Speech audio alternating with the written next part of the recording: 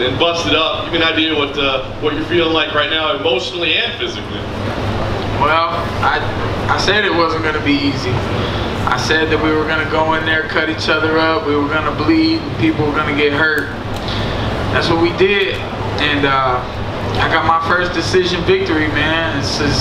This is something I see my career moving forward in the positive direction, and I'm happy with that. I'm getting better.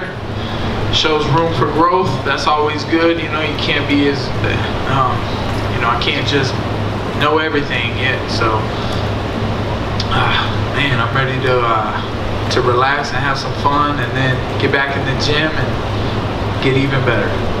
It's funny because we don't often hear fighters, you know, be excited about a decision win, right? But it did seem like you were kind of being more measured, being, you know, patient and tactical, even though you were throwing everything with power.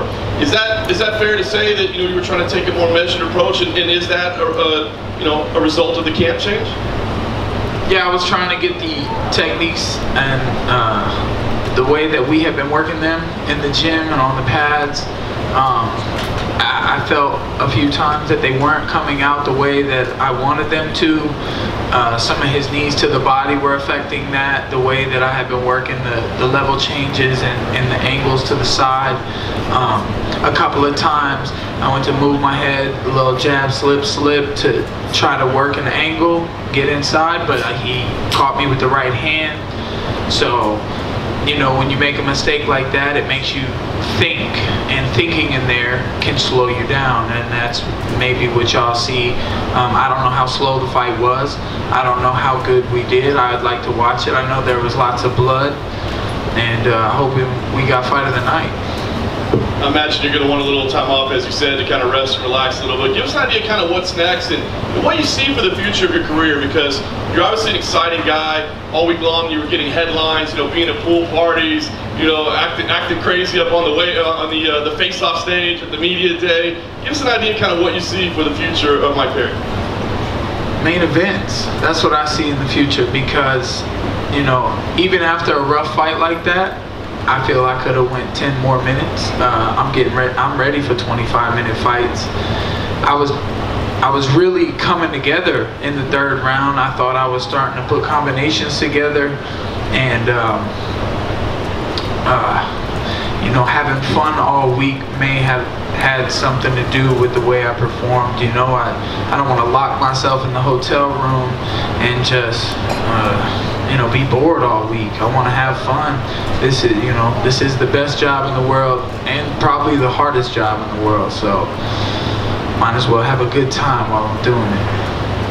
Mike, talking about having a good time, is it possible that you were actually enjoying yourself during that fight? What goes through the mind of a fighter when you're engaging in such a bloody back and forth war like that with someone like Paul Felder? You know, I was trying to have a good time, and there were times when I was failing with that. I wasn't having as much fun. That might have been when I was running into those knees or those right hands. But then, like the third round, when I started putting things together, I heard my corner yelling, you know, have fun in there, you know, get moving, dance a little. And I started doing those things, and it started coming together. You know, if I can perform in there the way that I perform in the gym, then I can really put on a great show for all of you. I hope that was a good show, man. This is what I do it for. I want to leave some videos in history that people are going to watch 100 years from now and enjoy. Seems to be your trademark, these sort of back and forth, sort of barn burner wars, but it's a short career. And how many of these can you actually go through before you start to slow down? Like I'm saying, to be honest with you, after that war, I feel like I don't feel that bad. I feel like I can get back in the gym, ice my legs a little bit, you know, get in the ice bath. The PEI has a nice little ice bath that I like to jump into. That thing is very relaxing. So I think a couple days in that, and I'm ready to spar. I'm ready to work. I mean, obviously I gotta let these stitches get taken out first. I don't want to open these cuts, but I don't think I took the damage that he did. I mean, in the first 15 seconds we had a little clash of headbutts, and you know, the first thing I thought was, Well, that makes the fight look better. Mike, to your left, right here front. Now that you got the camp change under your belt, win with the new camp, how would you characterize what that camp change has meant to you compared to maybe if you were in that fight tonight but you hadn't made the change? What do you feel like were the biggest benefits, what paid off? Working with styles from all over the world at one of the biggest gyms in the world that people come from all over.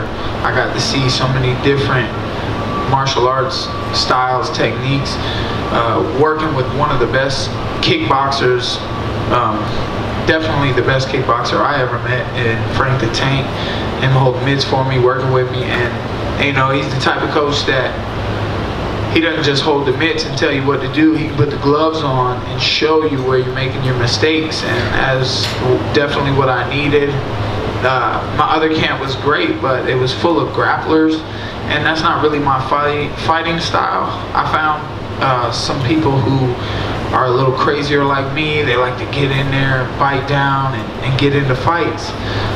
And we all know that's what I like to do. I do it every time.